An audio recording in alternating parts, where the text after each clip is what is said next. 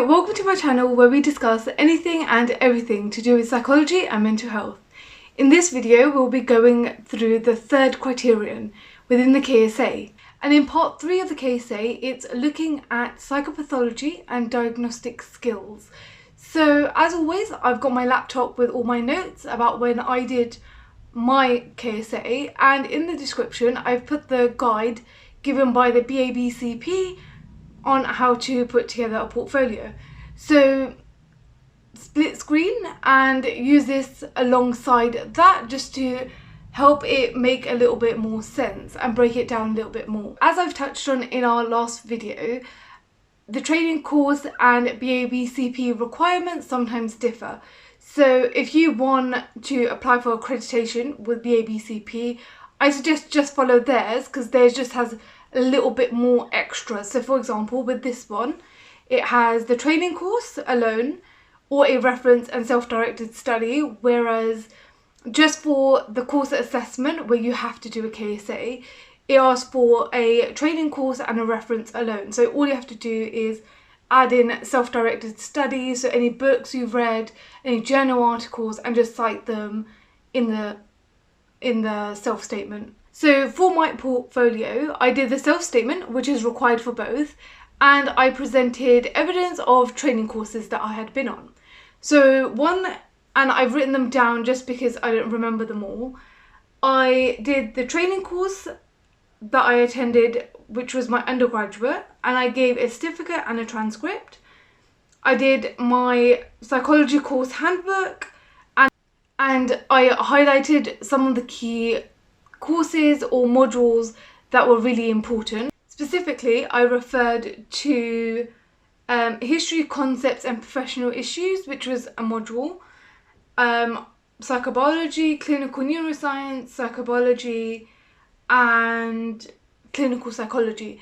And then modules that specifically spoke about diagnostic criteria, classifications, psychopathology, and how to diagnose, how to assess, and what treatments are suitable, for example. And then I also included transcripts from training that I've received at work. And for this, if you're just using training modules from work, you need, I think, at least 3 full days of training. So all your training modules have to add up to at least 3 full days for you to be able to include it. But if you're using it alongside, let's say for example, your undergraduate degree or your master's or something like that, then you can just include it as an additional information, for example. So in my essay I spoke about how my knowledge had, from my undergraduate, how my knowledge had deepened and my understanding had broadened once I got experience and once I started getting other training, for example. And then I spoke about the importance of continuing to develop your understanding, if that makes sense. So a summary, my undergraduate degree, and then I went into specifics, and then I also did my training transcript from different workplaces. Okay. So now we're going to go on to my actual essay. So the main reason that I added my undergraduate degree and undergraduate information, and then also my training transcript from work, was that I spoke about the discrepancies between research theory and how they translate into actual practice. So then I spoke about the discrepancy between the theory and research that I learned at undergraduate and when I started working in practice, and in a clinical setting, the clinical diagnoses, or almost like the textbook examples, I just spoke about how they don't fit neatly into real life and how the clinical setting is actually more complicated than, let's say, controlled research trials, for example. So then from that, I developed that into saying that I understand the importance of research and theory, but then I also understand the importance of continuing development and continuing to learn about new research, new theories, and new information that's presented within mental health. And then I also spoke about the importance of acknowledging the variation in or the limitations of research. Let's say, for example, the populations they've used, and the importance of, let's say, acknowledging individual differences when you're actually applying that knowledge and research into practice. So that was more of an overview of my understanding and how it had been developed over the course of my career development. But then I went on to talk about, which comes on to my second point, is diagnostic manuals and classifications continuously being developed and adapted to new understandings and new developments. So then I spoke about how, let's say, the DSM-4 and the DSM-5, there are some distinct differences between classifications. For example, the thresholds for some disorders were reduced, whereas for some it was changed and led to more strict classifications, if that makes sense. So I spoke about how, let's say, for generalized anxiety disorder, the threshold had changed, and how that might affect someone practically in the real world. So someone who might not have been diagnosed before might be diagnosed now, and that could be a benefit where people who don't quite meet thresholds are getting the help they need because they can fit into a classification. But then at the same time, where now diagnosis criteria have changed and people are losing their diagnosis, then it also presents problems. Then I also went on to talking about how classifications and diagnostic criteria are actually quite useful for some people to be able to understand what they're going through and understand what they're presenting with, if that makes sense. But then at the same time, it can be stigmatizing and discriminating for other people. So while they're actually quite useful, especially in conducting research, developing theories, in the practical world, there are some things that need to be addressed. For example, when someone receives the diagnosis, how are they experiencing that?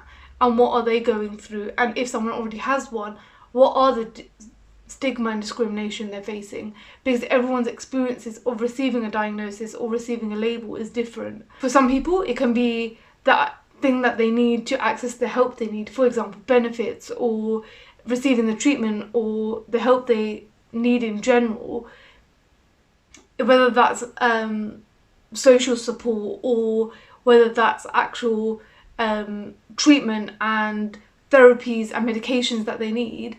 So then it's useful for them to be able to gain those services, but then also it's quite useful to other people where there's a common language, they understand what they're experiencing, and they almost have a way to describe how they're feeling. But for then other people, it can be almost viewed through that stigma and through that discrimination which they might be facing, and they might also view themselves differently as they have to put that as part of their identity. And sometimes things like mental health issues can be all-consuming sometimes, and that's difficult for people to process sometimes. So you have to acknowledge those individual differences in processing a mental health issue or a mental health diagnosis. And then also with, let's say, the DSM-5, it doesn't account for, let's say, there's significant and I don't talk about this in mine because I wasn't as aware of it as I am now, but there's significant criticism in terms of, okay, people who are from ethnic minorities are being missed within this research, and so then it doesn't account for those disorders or their understandings of disorders. So those kind of things like cultural differences, social differences, individual differences need to be acknowledged within practice. So it's almost appreciating the research, the theory, but then realising its limitations within practice, but also its usefulness in practice, if that makes sense, to show that you have a deeper understanding of psychopathology and diagnosis, basically. And then it brought me on to my next point, which was talking about clinical judgment and how you have to be able to use your experience and your knowledge with your understanding of, let's say, for example, individual differences, cultural differences, talking to that person and getting their experience of what they're going through. And that could be quite important in your, let's say, your assessment of risk or your assessment of someone's experience, acknowledging all the variations, but being able to, let's say, for example, if someone is, I'm going to use the example of being South Asian, just because I'm South Asian, and how we can present with physical symptoms when we're actually experiencing a mental health issue. So, for example, we might report a lot of pain, but that's because that's easier to, and sometimes it is pain psychologically, like we do feel, I won't get into the depths of it. If you want me to make a video about it, that's fine, I can make a video about it. But it's that we experience, let's say we have depression, but we're more likely to have headaches and physical symptoms or physical manifestations of that, rather than saying that we have depression, for example. And it can also be seen in things like people's expression of, let's say, feelings of anxiety or depression in terms of anger, because anger is an easier emotion for them, or it's easier to manage and deal with anger for them, because when they're angry they know what to do, but when they're depressed or they're anxious they don't know what to do. And that's not to say everyone with depression or anxiety is like that, or everyone who's South Asian who experiences depression or anxiety experiences physical symptoms. It's just that variation is there, and sometimes within languages there's not that language to be able to speak about mental health in the same way there's words in, for example, or there's expressions in English. Because how the, let's say, I'm South Asian, so I'm going to say South Asian, so how the South Asian community, for example, expresses mental health or expresses emotional pain is very different to how someone would express it in English. And sometimes even with translators, that translation is not there unless you have an understanding of the context of their culture, if that makes sense. But then that's so much more deeper than a diagnostic criteria, or because they don't account for that. So you need to be able to demonstrate that you have the knowledge to think deeper within your clinical judgment or within your assessments, for example. Then, once you've demonstrated that you have an understanding, you can link it back to how, let's say, when you only had secondary experience or textbook experience, and how your knowledge has been more enriched by having first-hand experience and having that one-to-one experience with patients or with service users or with people that you work with, and how that's deepened through, let's say, for example, you've done one-to-one observations, you've helped in assessments, or you've translated for someone, or just that depth of knowledge. It depends on whatever your experience is, but use how the diagnoses, the classification, and just your knowledge of psychopathology has deepened throughout your years, because that's what they're looking for, is that, okay, what kind of development do you have, and do you have the same knowledge as someone with a core profession? Because again, this is meant to be trying to prove that you have the skills, knowledge and attitudes as someone who has a core profession. So can you think more deeply? Can you use clinical judgment in your practice? So talk about your experiences and use specific examples if you have them. And it's quite good to demonstrate your specific examples. So I spoke about my one-to-one observations, care plans, assessments, working within the MDT. So if I know someone's cultural background, and that is also to highlight, even if you're from the same cultural background, that doesn't mean you understand the other person's experience of their culture, if that makes sense. So you can be from the same culture, caste, a religion, but that doesn't mean that you've had the same experience of that culture, caste, religion, if that makes sense. So it's always important to get their awareness or their understanding of what's happening to them, because they're the expert in what they're going through. So we can't tell them what they're going through, they can tell us. We just help them to make sense of the bits that they feel don't make sense. and that's through reflection, summary, and all of those kinds of things. And that's just a point that I wanted to add. Just because you're from the same culture doesn't mean your experiences are the same, doesn't mean that you can impose your view of your culture. Even if it appears to be the same, you can't impose your views on them. So always try and get from them as much as possible. You can also talk about, when you're talking about your experience, you can also talk about how awareness of a broad range of diagnoses and classifications and disorders will also inform your observations and your ability to input to the MDT, because you can highlight any deterioration in the mental health, any changes, any behaviours that you're noticing that are indicative of something else that might not be the focus of that their treatment there, for example. So if they're on an eating disorders ward, they're on addictions ward, and you notice other mental health issues, then you can pick that up quicker if you have an awareness of a broad range of mental health issues. So the next bit I might read a little bit just because it's a lot of information. So I spoke about how psychiatrists within my practice have often used the DSM-5 to guide practice and treatment, particularly within inpatient settings. And then I spoke about, for example, using the medical model. And then I spoke about, again, how in some cases this is quite useful, particularly when symptoms are presenting a barrier in, like, let's say, for example, the person trying to engage in a group or something like that, and they're having symptoms of, let's say, psychosis, then it could be quite useful for them to have medication and then be able to engage in psychological therapies. And then I spoke about how there is a move towards combining medications and pharmacological interventions with therapy and with psychological intervention.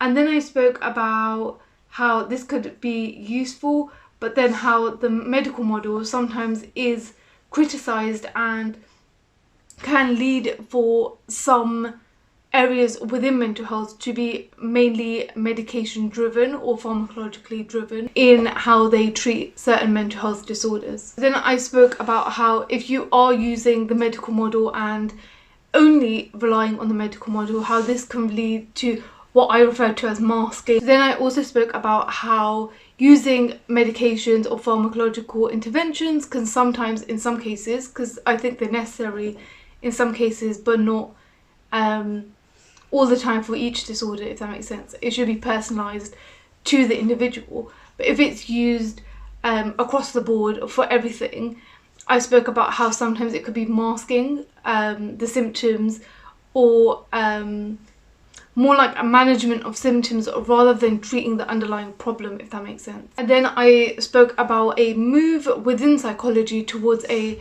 biopsychosocial model rather than just solely a medical model, and where this is being more acknowledged within diagnoses and within assessments, where people are looking at development, people are looking at psychological, emotional, social aspects of a person's mental health rather than just looking at the biological aspects. So then I spoke about how if there's a focus on the medical model and there's a focus on symptoms alone in a biological framework, that is quite reductionist and doesn't consider the person as a whole, including preference. So if someone prefers having psychological treatments or pharmacological treatments, that should also be considered alongside evidence-based treatments. So NICE guidelines always has an option of treatments or an option of interventions that can be effective. So having that more of a person-centered care is more beneficial. But then obviously in some cases pharmacological treatments are necessary. So that's not to say the medical model isn't useful. It should be seen more within a biopsychosocial framework. So then I spoke about how system classification, diagnostic criteria, self-report questionnaires, they're all still quite useful and effective, particularly in expanding research, finding more interventions and treatments that are quite useful. But then I also spoke about giving a diagnosis is not enough. You need to actually work on, okay, what does this person think of the diagnosis, how are they experiencing it, and address the barriers that could actually present also barriers in treatment, if that makes sense. Also, I spoke about how having a common language to be able to speak about problems is actually quite useful, but then I spoke about how this could be addressed within practice and within clinical settings, is that when someone is given a diagnosis, they need to be empowered, and you need to instill hope by giving them information about the diagnosis, the skills and competence to actually deal with what they're experiencing and address all the barriers and increase their confidence in being able to understand and manage their mental health problem. When people are given these diagnoses, yes, they experience stigma, they experience discrimination, and they have their own biases towards different mental health diagnoses or to what they're experiencing or mental health in general. So these need to be addressed, and it's not just enough giving someone a diagnosis. They need to be empowered and instilled with the skills and competence to be able to manage that too. So addressing the barriers, addressing any concerns or issues they have, giving them the information that they need. And from that understanding, it can also help them reduce that self-blame of being responsible for their symptoms, or it can help them to be able to feel less alone or less confused and make sense of what they're experiencing. So for some, diagnoses are really important. For others, it could be difficult for them to process their diagnosis in itself, or even acknowledge or accept that they have this diagnosis. So just acknowledging that there's a variety of experiences. So this is about having that knowledge that there's variation. Basically, that's the theme of this essay, is acknowledge these variations, the usefulness. There is flaws in the diagnostic and classification system.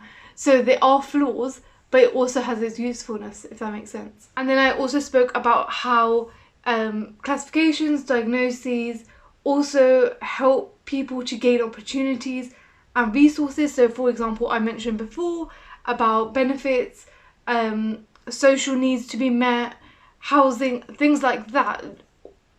The services that are available, they are only available once you have a diagnosis, if that makes sense. So it's some kind of tangible evidence that you have this mental health issue. And sometimes just saying you do isn't enough. There are issues with diagnosis and classifications and how, especially with the thresholds and the boundaries of diagnoses, but then it's also useful for people to have the diagnosis because it enables them to get the social, it helps them to get the social care benefits that they need to be able to function within society and overcome some of the barriers that they face. So it can help them gain opportunities and resources to aid them achieving their goals, to optimise their quality of life, and to bridge the gap between what they're experiencing and what they're going through and the life that they want to live, for example. So then I've also spoke about boundaries of diagnoses and how there is a movement within mental health away from, as I mentioned before, from the medical model to the biopsychosocial model. But then I've also spoke about how diagnoses are shifting as a result of this. And I've linked it to, so I've spoken about all those points and then I've linked the two together in saying that from my experience within the field, I've seen the change between, let's say, my early experiences of learning about the history of diagnoses and, let's say, disorders that like 50, 60 years ago were a disorder and now they're a normal part of society. So I've spoken about how diagnoses have been influenced by culture and have been influenced by society. So you can't have it in isolation, if that makes sense. So I've spoken about there's almost like a flaw that needs to be acknowledged within mental health and mental health diagnoses. So I spoke about the history of diagnoses and how diagnoses are constantly changing. So all of the diagnostic criteria, all of the self-report measures, all of it is useful in expanding our understanding and is contributing to our continued development, but there is still development to go. And I've spoken about how, yes, there's been historic development where, let's say, 50, 60 years ago, there were diagnoses that were considered mental health issues but are no longer considered mental health issues. And then I've spoken about or done a comparison between more recent examples. So I've done the DSM-4 and the DSM-5 and spoke about how thresholds have changed and how things are still continuing to change because our knowledge is getting deeper.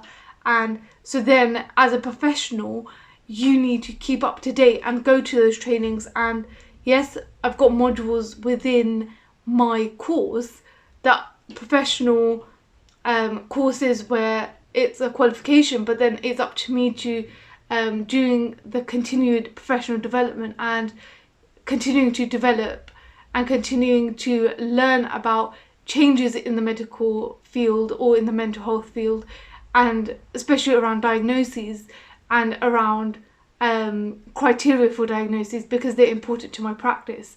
So I've spoken about how things are developing and our understanding is getting better of mental health issues, and how there is probably a lot we could still do and a lot that can still be researched, but then how all of this is contributing to that.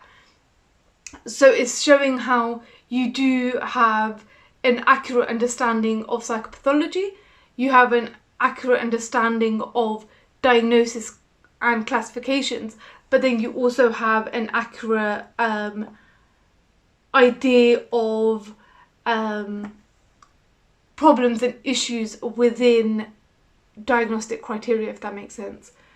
Yeah, so then I also finished that off with how there is diagnostic and classifications, so the DSM-5, the ICD-10, and I spoke a bit about ICD-10, but mostly about DSM-5, just in my examples. Then I also mentioned the National Institute of Mental Health with their research domain criteria, which is not meant to be a replacement for diagnoses or classification, but they just suggested it in terms of assessment or understanding mental health issues. And then I mentioned the British Psychological Society, which suggests that classification systems should be bottom up rather than top down. So what it's basically saying is that growth in research still needs to take place, but it's led to a increasing understanding of mental health issues and having criteria for and labels for new conditions that are because they're already there but they're being acknowledged, which is something that needs to be in place so people can have help. So it's almost a balanced argument between, okay, yes, there's diagnostic criteria, there's